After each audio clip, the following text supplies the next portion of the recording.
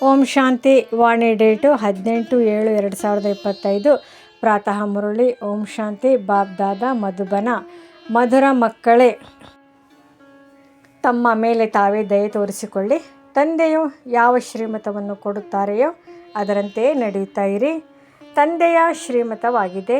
ಮಕ್ಕಳೇ, ಸಮಯವನ್ನು ವ್ಯರ್ಥ ಮಾಡಬೇಡಿ, ಸುಕರ್ಮಗಳನ್ನೇ ಮಾಡಿ.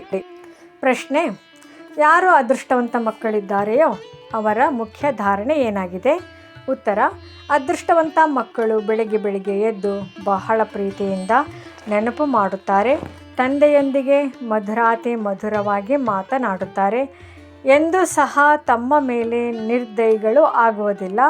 ಅವರು ಪಾಸ್ ವಿತ್ ಆನರ್ ಆಗುವ ಪುರುಷಾರ್ಥ ಮಾಡಿ ಸ್ವಯಂವನ್ನು ರಾಜ್ಯ ಪದವಿಗೆ ಯೋಗ್ಯರನ್ನಾಗಿ ಮಾಡಿಕೊಳ್ಳುತ್ತಾರೆ. ಓಂ ಶಾಂತಿ. ಮಕ್ಕಳು, ತಂದೆಯು ಸನ್ಮುಖದಲ್ಲಿ ಕುಳಿತಿದ್ದೀರಿ ಅಂದ ಮೇಲೆ ನಿಮಗೆ ಗೊತ್ತಿದೆ ನಮ್ಮ ಬೇಹದ್ದಿನ ತಂದೆಯಾಗಿದ್ದಾರೆ ಮತ್ತು ನಮಗೆ ಬೇಹದ್ದಿನ ಸುಖವನ್ನು ಕೊಡುವುದಕ್ಕಾಗಿ ಶ್ರೀಮತವನ್ನು ಕೊಡುತ್ತಿದ್ದಾರೆ. ಅವರಿಗಾಗಿಯೇ ದಯಾಸಾಗರ, ಮುಕ್ತಿದಾತ ಎಂದು ಗಾಯನವಿದೆ. ಬಹಳ ಮಹಿಮೆ ಮಾಡುತ್ತಾರೆ.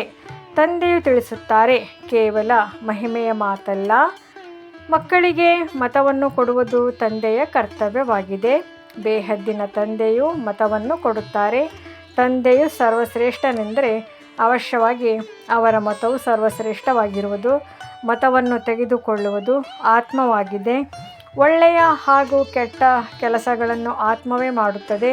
ಈ ಸಮಯದಲ್ಲಿ ಪ್ರಪಂಚಕ್ಕೆ ರಾವಣನ ಮತವು ಸಿಗುತ್ತದೆ. ನೀವು ಮಕ್ಕಳಿಗೆ ರಾಮನ ಮತವು ಸಿಗುತ್ತಿದೆ. ರಾವಣನ ಮತದಿಂದ ನಿರ್ದಯಿಯಾಗಿ ಉಲ್ಟಾ ಕೆಲಸಗಳನ್ನು ಮಾಡುತ್ತಾರೆ. ತಂದೆಯು ಮತ ಕೊಡುತ್ತಾರೆ, ಒಳ್ಳೆಯ ಕಾರ್ಯವನ್ನು ಮಾಡಿ. ಎಲ್ಲದಕ್ಕಿಂತ ಒಳ್ಳೆಯ ಕಾರ್ಯವೆಂದರೆ ತಮ್ಮ ಮೇಲೆ ತಾವು ದಯೆ ತೋರಿಸಿಕೊಳ್ಳಿ. ನಿಮಗೆ ತಿಳಿದಿದೆ, ನಾವು ಆತ್ಮಗಳು ಸತೋ ಪ್ರಧಾನರಾಗಿದ್ದೆವು, ಬಹಳ ಸುಖಿಯಾಗಿದ್ದೆವು. ನಂತರ ರಾವಣನ ಮತವು ಸಿಗುವುದರಿಂದಲೇ ನೀವು ತಮೋ ಪ್ರಧಾನರಾಗಿ ಬಿಟ್ಟಿದ್ದೀರಿ. ಈಗ ಪುನಃ ತಂದೆಯು ಮತ ಕೊಡುತ್ತಾರೆ. ಮಕ್ಕಳೇ, ಮೊದಲನೇದಾಗಿ ತಂದೆಯ ನೆನಪಿನಲ್ಲಿರಿ. ತಮ್ಮ ಮೇಲೆ ತಾವು ದಯೆ ತೋರಿಸಿಕೊಳ್ಳಿ. ತಂದೆಯು ದಯೆ ತೋರಿಸುವುದಿಲ್ಲ, ಹೀಗೀಗೆ ಮಾಡಿ ಎಂದು ತಂದೆಯು ಮತ ಕೊಡುತ್ತಾರೆ. ತಮ್ಮ ಮೇಲೆ ತಾವು ದಯೆ ತೋರಿಸಿಕೊಳ್ಳಿ. ತಮ್ಮನ್ನು ಆತ್ಮವೆಂದು ತಿಳಿದು ಪತಿತ ಪಾವನ ತಂದೆಯನ್ನು ನೆನಪು ಮಾಡಿ. ಆಗ ನೀವು ಪಾವನರಾಗಿ ಬಿಡುವಿರಿ. ನೀವು ಹೀಗೆ ಪಾವನರಾಗಬಹುದು ಎಂದು ತಂದೆಯು ಸಲಹೆ ಕೊಡುತ್ತಾರೆ. ತಂದೆಯೇ ಪತಿತರನ್ನು ಪಾವನ ಮಾಡುವವರು ಆಗಿದ್ದಾರೆ. ಅವರು ಶ್ರೀಮತ ಕೊಡುತ್ತಾರೆ. ಒಂದು ವೇಳೆ ಅವರ ಶ್ರೀಮತದಂತೆ ನಡೆಯಲಿಲ್ಲವೆಂದರೆ ತಮ್ಮ ಮೇಲೆ ತಾವು ನಿರ್ದಯಿಯಾಗುತ್ತಾರೆ. ತಂದೆಯು ಶ್ರೀಮತ ಕೊಡುತ್ತಾರೆ. ಮಕ್ಕಳೇ, ಸಮಯವನ್ನು ವ್ಯರ್ಥ ಮಾಡಬೇಡಿ. ಈ ಪಾಠವನ್ನು ಪಕ್ಕಾ ಮಾಡಿಕೊಳ್ಳಿ. ನಾವು ಆತ್ಮರಾಗಿದ್ದೇವೆ. ಶರೀರ ನಿರ್ವಹಣೆಗಾಗಿ ಭಲೆ ಉದ್ಯೋಗ ವ್ಯವಹಾರಗಳನ್ನು ಮಾಡಿ, ಆದರೂ ಸಹ ಸಮಯವನ್ನು ತೆಗೆದು ಯುಕ್ತಿಯನ್ನು ರಚಿಸಿ ಕೆಲಸ ಮಾಡುತ್ತಿದ್ದರೂ ಆತ್ಮದ ಬುದ್ಧಿಯೋಗವು ತಂದೆ ಕಡೆ ಇರಲಿ. ಹೀಗೆ ಪ್ರಿಯತಮೆಯರು ಸಹ ಕೆಲಸವನ್ನಂತೂ ಮಾಡುತ್ತಾರಲ್ಲವೇ? ಒಬ್ಬರು ಇನ್ನೊಬ್ಬರ ಮೇಲೆ ಆಕರ್ಷಿತರಾಗಿರುತ್ತಾರೆ. ಇಲ್ಲಿ ಆ ರೀತಿಯಲ್ಲ. ನೀವು ಭಕ್ತಿ ಮಾರ್ಗದಲ್ಲಿಯೇ ನೆನಪು ಮಾಡುತ್ತೀರಿ. ಹೇಗೆ ನೆನಪು ಮಾಡುವುದು? ನೆನಪು ಮಾಡಲು ಪರಮಾತ್ಮನ ರೂಪವೇನು ಎಂದು ಕೆಲವರು ಕೇಳುತ್ತಾರೆ. ಏಕೆಂದರೆ ಭಕ್ತಿ ಮಾರ್ಗದಲ್ಲಿ ಪರಮಾತ್ಮನು ನಾಮರೂಪದಿಂದ ಭಿನ್ನವೆಂದು ಹೇಳಿದ್ದಾರೆ. ಆದರೆ ಈ ರೀತಿಯಲ್ಲ. ಭ್ರುಕುಟಿಯ ನಡುವೆ ಆತ್ಮವು ನಕ್ಷತ್ರದಂತೆ ಇದೆ ಎಂದು ಹೇಳುತ್ತಾರೆ. ಅಂದ ಮೇಲೆ ಆತ್ಮವೆಂದರೇನು? ಆತ್ಮವನ್ನು ನೋಡಲು ಸಾಧ್ಯವಿಲ್ಲವೇ ಎಂದು ಮತ್ತೇಕೆ ಕೇಳುತ್ತಾರೆ? ಅದು ಅರಿತುಕೊಳ್ಳುವ ವಸ್ತುವಾಗಿದೆ. ಆತ್ಮವನ್ನು ಮತ್ತು ಪರಮಾತ್ಮನನ್ನು ಸಹ ಅರಿತುಕೊಳ್ಳಲಾಗುತ್ತದೆ. ನೋಡುವ ವಸ್ತುವಲ್ಲ. ಅದು ಅತಿ ಸೂಕ್ಷ್ಮವಾಗಿದೆ. ಮಿಂಚು ಹುಳುವಿಗಿಂತಲೂ ಸೂಕ್ಷ್ಮವಾಗಿದೆ. ಶರೀರದಿಂದ ಹೇಗೆ ಹೊರಟು ಹೋಗುತ್ತದೆ ಎಂಬುದು ತಿಳಿಯುವುದೇ ಇಲ್ಲ. ಆತ್ಮವಿದೆ ಎಂದು ಸಾಕ್ಷಾತ್ಕಾರವಾಗುತ್ತದೆ. ಆತ್ಮದ ಸಾಕ್ಷಾತ್ಕಾರವೆಂದರೇನು? ಅದಂತೂ ಅತಿ ಸೂಕ್ಷ್ಮ ನಕ್ಷತ್ರವಾಗಿದೆ. ತಮ್ಮನ್ನು ಆತ್ಮವೆಂದು ತಿಳಿದು ತಂದೆಯನ್ನು ನೆನಪು ಮಾಡಿ. ಹೇಗೆ ಆತ್ಮವೋ ಹಾಗೆ ಪರಮಾತ್ಮನು ಸಹ ಆತ್ಮನಾಗಿದ್ದಾರೆ. ಆದರೆ ಪರಮಾತ್ಮನಿಗೆ ಪರಮಾತ್ಮನೆಂದು ಹೇಳಲಾಗುತ್ತದೆ. ಅವರು ಜನನ ಚಕ್ರದಲ್ಲಿ ಬರುವುದಿಲ್ಲ. ಜನನ ಮರಣ ರಹಿತನಾಗಿರುವವರು ಅಂದ ಮೇಲೆ ಆಗಲೇ ಆತ್ಮಕ್ಕೆ ಸುಪ್ರೀಂ ಎಂದು ಹೇಳಲಾಗುವುದು. ಆದರೆ ಮುಕ್ತಿಧಾಮಕ್ಕಿಂತ ಎಲ್ಲರೂ ಪವಿತ್ರರಾಗಿ ಹೋಗಬೇಕಾಗಿದೆ. ಅದರಲ್ಲಿಯೂ ನಂಬರ್ ವಾರ್ ಇದೆ. ಕೆಲವರದು ನಾಯಕ ನಾಯಕಿಯ ಪಾತ್ರವಿದೆ. ಆತ್ಮಗಳು ನಂಬರ್ ವಾರ್ ಅಂತೂ ಇದ್ದಾರಲ್ಲವೇ. ನಾಟಕದಲ್ಲಿಯೂ ಸಹ ಕೆಲವರು ಹೆಚ್ಚು ಸಂಬಳದವರು, ಕೆಲವರು ಕಡಿಮೆ ಸಂಬಳದವರು ಇರುತ್ತಾರೆ. ಲಕ್ಷ್ಮೀನಾರಾಯಣರ ಆತ್ಮಕ್ಕೆ ಮನುಷ್ಯಾತ್ಮರಿಗಿಂತ ಸುಪ್ರೀಂ ಎಂದು ಹೇಳುತ್ತಾರೆ. ಭಲೆ ಎಲ್ಲರೂ ಆಗುತ್ತಾರೆ, ಆದರೆ ಪಾತ್ರವು ನಂಬರ್ ವಾರ್ ಇದೆ. ಕೆಲವರು ಮಹಾರಾಜ, ಕೆಲವರು ದಾಸದಾಸಿ, ಕೆಲವರು ಪ್ರಜೆ. ನೀವು ಪಾತ್ರಧಾರಿಗಳಾಗಿದ್ದಿರಿ. ನಿಮಗೆ ತಿಳಿದಿದೆ ಇಷ್ಟೆಲ್ಲ ದೇವತೆಗಳು ನಂಬರ್ ವಾರ್ ಆಗಿದ್ದಾರೆ. ಒಳ್ಳೆಯ ಪುರುಷಾರ್ಥ ಮಾಡುತ್ತಾರೆ, ಶ್ರೇಷ್ಠರಾಗುತ್ತಾರೆ. ಈಗ ನಿಮಗೆ ಸ್ಮೃತಿ ಬಂದಿದೆ. ನಾವು 84 ಜನ್ಮಗಳನ್ನು ತೆಗೆದುಕೊಂಡಿದ್ದೇವೆ. ಈಗ ತಂದೆಯ ಹತ್ತಿರ ಹೋಗಬೇಕಾಗಿದೆ. ಮಕ್ಕಳಿಗೆ ಖುಷಿಯೂ ಇದೆ ಮತ್ತು ನಶೆಯೂ ಇದೆ. ಎಲ್ಲರೂ ಹೇಳುತ್ತಾರೆ, ನಾವು ನರನಿಂದ ನಾರಾಯಣ ವಿಶ್ವದ ಮಾಲೀಕರು ಆಗುತ್ತೇವೆ ಅಂದಾಗ ಅಂತಹ ಪುರುಷಾರ್ಥ ಮಾಡಬೇಕಾಗಿದೆ. ಪುರುಷಾರ್ಥದ ಅನುಸಾರ ನಂಬರ್ ವಾರ್ ಪದವಿ ಪಡೆಯುತ್ತಾರೆ. ಎಲ್ಲರಿಗೆ ನಂಬರ್ ವಾರ್ ಪಾತ್ರ ಸಿಕ್ಕಿದೆ. ಇದು ಮಾಡಲ್ಪಟ್ಟಂತಹ ಡ್ರಾಮಾ ಆಗಿದೆ. ಈಗ ತಂದೆಯು ನಿಮಗೆ ಶ್ರೇಷ್ಠ ಮತವನ್ನು ಕೊಡುತ್ತಾರೆ. ಏನಾದರೂ ಮಾಡಿ ತಂದೆಯನ್ನು ನೆನಪು ಮಾಡಿದಾಗ ವಿಕರ್ಮ ವಿನಾಶವಾಗುವುದು. ಆಗ ನೀವು ತಮೋಪ್ರಧಾನದಿಂದ ಸತೋಪ್ರಧಾನರಾಗಿ ಬಿಡುವಿರಿ. ಪಾಪಗಳ ಹೊರೆಯಂತೂ ತಲೆಯ ಮೇಲೆ ಇದೆ, ಬಹಳಷ್ಟಿದೆ. ಅದನ್ನು ಏನಾದರೂ ಮಾಡಿ ಇಲ್ಲೇ ಸಮಾಪ್ತಿ ಮಾಡಬೇಕು. ಆಗ ಆತ್ಮ ಪವಿತ್ರ ಆಗುವುದು. ತಮೋಪ್ರಧಾನವು ನೀವು ಆತ್ಮ ಆಗುತ್ತೀರಿ, ಸತೋಪ್ರಧಾನವು ಆತ್ಮವೇ ಆಗುತ್ತದೆ. ಈ ಸಮಯ ಭಾರತವು ಹೆಚ್ಚು ಅಸತ್ಯವಂತಾಗಿದೆ. ಈ ಆಟವೇ ಭಾರತದ ಮೇಲಿದೆ. ಬಾಕಿ ಅವರಂತೂ ಧರ್ಮ ಸ್ಥಾಪನೆ ಮಾಡಲು ಬರುತ್ತಾರೆ. ಪುನರ್ಜನ್ಮವನ್ನು ತೆಗೆದುಕೊಳ್ಳುತ್ತಾ ಕೊನೆಯಲ್ಲಿ ಎಲ್ಲರೂ ತಮೋಪ್ರಧಾನರಾಗುತ್ತಾರೆ. ಸ್ವರ್ಗದ ಮಾಲೀಕರು ನೀವು ಆಗುತ್ತೀರಿ. ಭಾರತವು ಬಹಳ ಶ್ರೇಷ್ಠ ದೇಶವಾಗಿದೆ ಎಂದು ತಿಳಿದುಕೊಂಡಿದ್ದೀರಿ. ಈಗ ಎಷ್ಟು ಬಡ ದೇಶವಾಗಿದೆ. ಬಡವರಿಗೇ ಎಲ್ಲರೂ ಸಹಾಯ ಮಾಡುತ್ತಾರೆ. ಪ್ರತಿಯೊಂದು ಮಾತಿನ ಭಿಕ್ಷೆ ಬೇಡುತ್ತಲೇ ಇರುತ್ತಾರೆ. ಮೊದಲು ಬಹಳಷ್ಟು ದವಸ ಧಾನ್ಯ ಇಲ್ಲಿಂದ ಹೋಗುತ್ತಿತ್ತು. ಈಗ ಬಡವರಾದ ಮೇಲೆ ರಿಟರ್ನ್ ಸರ್ವೀಸ್ ತೆಗೆದುಕೊಳ್ಳುತ್ತಿದೆ. ಏನು ತೆಗೆದುಕೊಂಡು ಹೋದರೂ ಅದರ ಸಾಲ ಸಿಗುತ್ತಿದೆ. ಶ್ರೀ ಕೃಷ್ಣ ಮತ್ತು ಕ್ರಿಶ್ಚಿಯನ್ ರಾಶಿಯು ಒಂದೇ ಆಗಿದೆ. ಕ್ರಿಶ್ಚಿಯನರೇ ಭಾರತವನ್ನು ತಮ್ಮ ವಶದಲ್ಲಿ ತೆಗೆದುಕೊಂಡರು. ಈಗ ಡ್ರಾಮಾನುಸಾರ ಅವರು ಪರಸ್ಪರರಲ್ಲಿ ಜಗಳವಾಡುತ್ತಿದ್ದಾರೆ. ಬೆಣ್ಣೆ ನೀವು ಮಕ್ಕಳಿಗೆ ಸಿಗುತ್ತದೆ. ಈ ರೀತಿಯೆಲ್ಲ ಶ್ರೀಕೃಷ್ಣನ ಮುಖದಲ್ಲಿ ಬೆಣ್ಣೆ ಇತ್ತು. ಇದಂತೂ ಶಾಸ್ತ್ರದಲ್ಲಿ ಬರೆದು ಬಿಟ್ಟಿದ್ದಾರೆ. ಇಡೀ ಪ್ರಪಂಚ ಶ್ರೀಕೃಷ್ಣನ ಕೈಯಲ್ಲಿ ಬರುತ್ತದೆ. ಇಡೀ ವಿಶ್ವಕ್ಕೆ ನೀವು ಮಾಲೀಕರಾಗುತ್ತೀರಿ. ನೀವು ಮಕ್ಕಳು ತಿಳಿದುಕೊಂಡಿದ್ದೀರಿ, ನಾವು ವಿಶ್ವದ ಮಾಲೀಕರಾಗುತ್ತೇವೆ ಅಂದಾಗ ನಿಮಗೆ ಎಷ್ಟು ಖುಷಿಯಾಗಬೇಕು. ನಿಮ್ಮ ಹೆಜ್ಜೆಯಲ್ಲಿ ಪದ್ಮವಿದೆ. ಕೇವಲ ಒಂದು ಲಕ್ಷ್ಮೀನಾರಾಯಣರ ರಾಜ್ಯವಿರುವುದಿಲ್ಲ, ವಂಶಾವಳಿ ಇರುತ್ತದೆ ಅಲ್ಲವೇ. ಯಥಾ ರಾಜಾರಾಣಿ ತಥಾ ಪ್ರಜಾ. ಎಲ್ಲರೂ ಹೆಜ್ಜೆಯಲ್ಲಿ ಪದ್ಮವಿದೆ. ಅಲ್ಲಂತೂ ಎಣಿಸಲಾಗದಷ್ಟು ಹಣವಿರುತ್ತದೆ. ಹಣಕ್ಕೋಸ್ಕರ ಪಾಪ ಇತ್ಯಾದಿಗಳನ್ನು ಮಾಡುವುದಿಲ್ಲ. ಅಪಾರ ಹಣವಿರುತ್ತದೆ. ಅಲ್ಲಾಹ ಅವದ್ದೀನ್ ಆಟವನ್ನು ತೋರಿಸುತ್ತಾರಲ್ಲವೇ. ಅಲ್ಲಾಹ ಅವಲ್ದೀನ್ ಎಂದರೆ ದೇವಿ ದೇವತಾ ಧರ್ಮ ಸ್ಥಾಪನೆ ಮಾಡುತ್ತಾರೆ. ಸೆಕೆಂಡಿನಲ್ಲಿ ಜೀವನ್ಮುಕ್ತಿ ಕೊಟ್ಟು ಬಿಡುತ್ತಾರೆ. ಸೆಕೆಂಡಿನಲ್ಲಿ ಸಾಕ್ಷಾತ್ಕಾರವಾಗುತ್ತದೆ. ಕಾನೂನಿನ ಖಜಾನ ತೋರಿಸುತ್ತಾರೆ. ಮೀರಾ ಶ್ರೀಕೃಷ್ಣನೊಂದಿಗೆ ಸಾಕ್ಷಾತ್ಕಾರದಲ್ಲಿ ನೃತ್ಯ ಮಾಡುತ್ತಿದ್ದರು. ಅದು ಭಕ್ತಿ ಮಾರ್ಗವಾಗಿತ್ತು. ಇಲ್ಲಿ ಭಕ್ತಿ ಮಾರ್ಗದ ಮಾತಿಲ್ಲ. ನೀವಂತೂ ವೈಕುಂಠದಲ್ಲಿ ಪ್ರಾಕ್ಟಿಕಲ್ನಲ್ಲಿ ಹೋಗಿ ರಾಜ್ಯಭಾರ ನಡೆಸುವಿರಿ. ಭಕ್ತಿ ಮಾರ್ಗದಲ್ಲಿ ಕೇವಲ ಸಾಕ್ಷಾತ್ಕಾರವಾಗುತ್ತದೆ. ಈಗ ಸಮಯದಲ್ಲಿ ನೀವು ಮಕ್ಕಳಿಗೆ ಗುರಿ ಉದ್ದೇಶದ ಸಾಕ್ಷಾತ್ಕಾರವಾಗುತ್ತದೆ. ತಿಳಿದುಕೊಂಡಿದ್ದೀರಿ, ನಾವು ಈ ರೀತಿ ಆಗುತ್ತೇವೆ. ಮಕ್ಕಳು ಮರೆತು ಹೋಗುತ್ತಾರೆ. ಅದಕ್ಕಾಗಿ ಬ್ಯಾಡ್ಜ್ ಕೊಡಲಾಗುತ್ತದೆ. ಈಗ ನಾವು ಬೇಹದ್ದಿನ ತಂದೆಯ ಮಕ್ಕಳಾಗಿದ್ದೇವೆ. ಎಷ್ಟು ಖುಷಿಯಾಗಬೇಕು. ಇದಂತೂ ಪದೇ ಪದೇ ಪಕ್ಕಾ ಮಾಡಿಕೊಳ್ಳಲೇಬೇಕು. ಆದರೆ ಮಾಯೆಯು ಎದುರಿನಲ್ಲಿದೆ ಅಂದಾಗ ಆ ಖುಷಿಯು ಸಹ ಹೋಗಿಬಿಡುತ್ತದೆ. ತಂದೆಯನ್ನು ನೆನಪು ಮಾಡುತ್ತಿದ್ದರೆ ನಶೆ ಇರುತ್ತದೆ. ಬಾಬಾ ನಮ್ಮನ್ನು ವಿಶ್ವದ ಮಾಲೀಕರನ್ನಾಗಿ ಮಾಡುತ್ತಾರೆ. ನಂತರ ಮಾಯೆಯು ಮರೆಸಿಬಿಡುತ್ತದೆ. ಆಗ ಏನಾದರೂ ವಿಕರ್ಮ ಆಗಿಬಿಡುತ್ತದೆ. ನೀವು ಮಕ್ಕಳಿಗೆ ಸ್ಮೃತಿ ಬಂದಿದೆ. ನಾವು 84 ಜನ್ಮಗಳನ್ನು ತೆಗೆದುಕೊಂಡಿದ್ದೇವೆ, ಮತ್ತಾರು 84 ಜನ್ಮಗಳನ್ನು ತೆಗೆದುಕೊಳ್ಳುವುದಿಲ್ಲ. ಇದನ್ನು ಸಹ ತಿಳಿದುಕೊಳ್ಳಬಹುದು.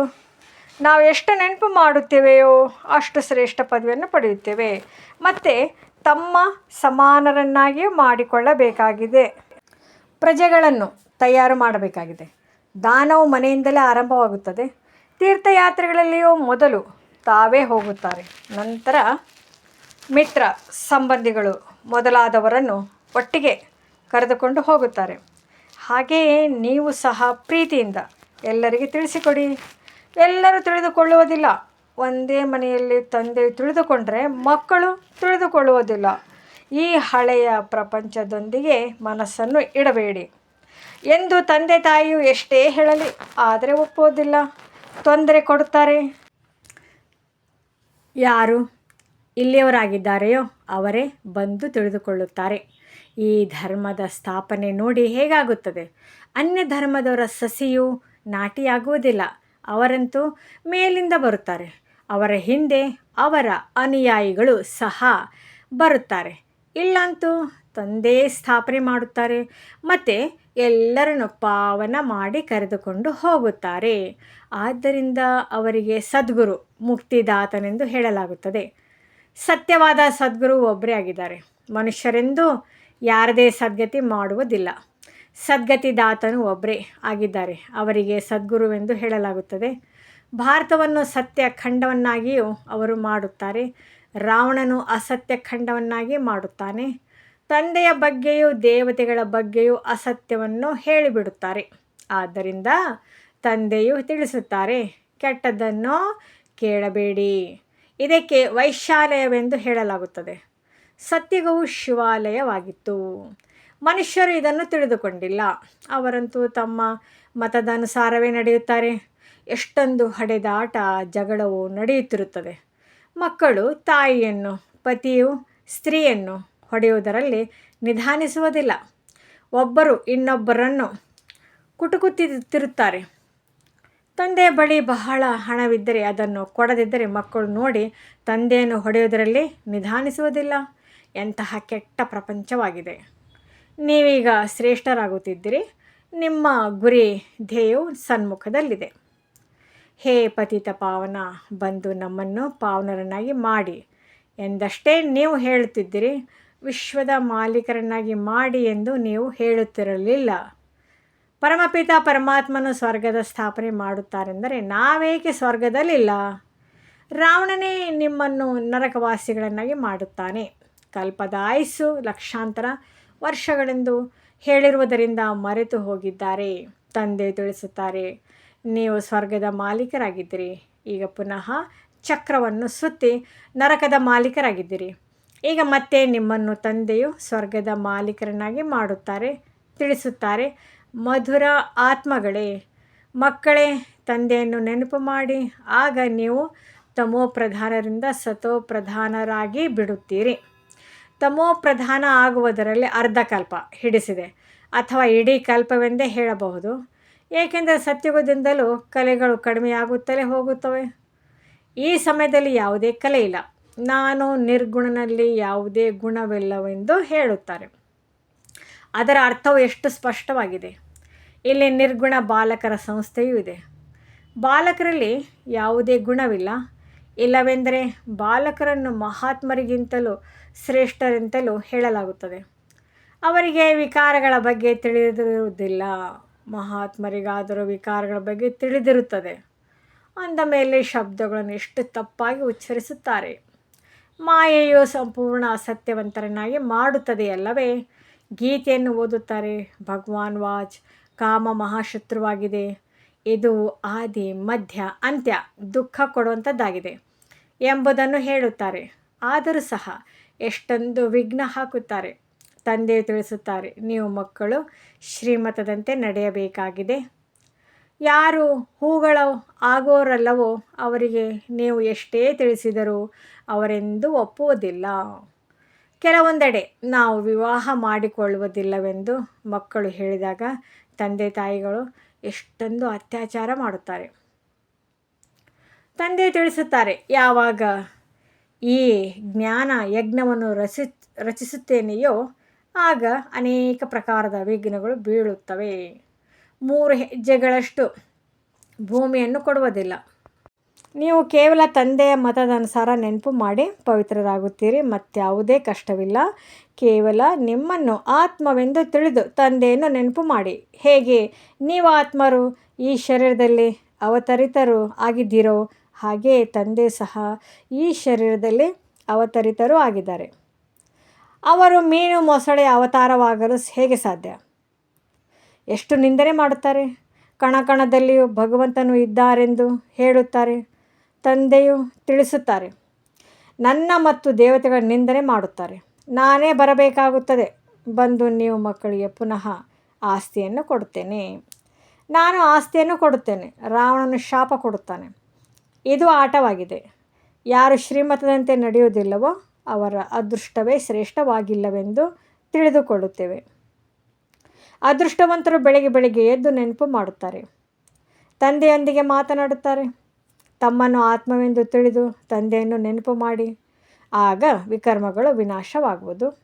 ಖುಷಿಯು ನಶೆಯು ಏರುವುದು. ಯಾರು ಗೌರವಾನ್ವಿತವಾಗಿ ತೇರ್ಗಡೆಯಾಗುವರೋ ಅವರೇ ರಾಜ್ಯ ಪದವಿಗೆ ಯೋಗ್ಯರಾಗುತ್ತಾರೆ. ಕೇವಲ ಒಬ್ಬ ಲಕ್ಷ್ಮೀನಾರಾಯಣರೇ ರಾಜ್ಯ ಮಾಡುವುದಿಲ್ಲ. ರಾಜಧಾನಿ ಇರುತ್ತದೆ. ಈಗ ನೀವು ಎಷ್ಟು ಸ್ವಚ್ಛ ಬುದ್ಧಿಯವರಾಗುತ್ತೀರಿ.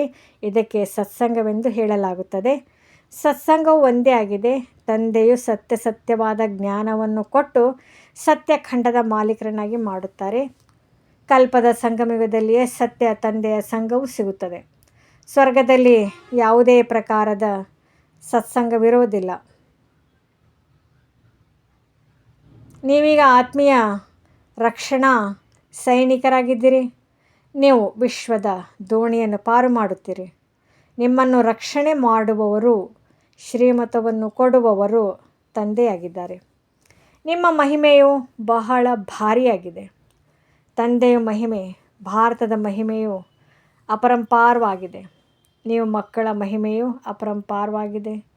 ನೀವು ಬ್ರಹ್ಮಾಂಡಕ್ಕೆ ಮತ್ತು ವಿಶ್ವಕ್ಕೂ ಮಾಲೀಕರಾಗುತ್ತೀರಿ. ನಾನಂತೂ ಕೇವಲ ಬ್ರಹ್ಮಾಂಡದ ಮಾಲೀಕನಾಗಿದ್ದೇನೆ. ನಿಮಗೆ ಡಬಲ್ ಪೂಜೆಯು ನಡೆಯುತ್ತದೆ. ಡಬಲ್ ಪೂಜೆಯು ನಡೆಯಲು ನಾನು ದೇವತೆಯಾಗುವುದಿಲ್ಲ. ನಿಮ್ಮಲ್ಲಿಯೂ ನಂಬರ್ವಾರ್ ತಿಳಿದುಕೊಳ್ಳುತ್ತಾರೆ ಮತ್ತು ಖುಷಿಯಲ್ಲಿ ಬಂದು ಪುರುಷಾರ್ಥ ಮಾಡುತ್ತಾರೆ. ವಿದ್ಯೆಯಲ್ಲಿ ಎಷ್ಟು ಅಂತರವಿದೆ. ಸತ್ಯುಗದಲ್ಲಿ ಲಕ್ಷ್ಮೀನಾರಾಯಣರ ರಾಜ್ಯವು ನಡೆಯುತ್ತದೆ. ಅಲ್ಲಿ ಮಂತ್ರಿಗಳು ಇರುವುದಿಲ್ಲ. ಲಕ್ಷ್ಮೀನಾರಾಯಣ ಯಾರಿಗೆ ಭಗವಾನ್ ಭಗವತಿ ಎಂದು ಹೇಳುವರೋ ಅವರು ಮಂತ್ರಿಗಳ ಸಲಹೆಯನ್ನು ತೆಗೆದುಕೊಳ್ಳುವರೆ? ಯಾವಾಗ ಪತಿತ ರಾಜರಾಗುವರೋ ಆಗ ಮಂತ್ರಿಗಳನ್ನು ಇಟ್ಟುಕೊಳ್ಳುತ್ತಾರೆ. ಈಗಂತೂ ಪ್ರಜೆಗಳ ಮೇಲೆ ಪ್ರಜಾರಾಜ್ಯವಿದೆ.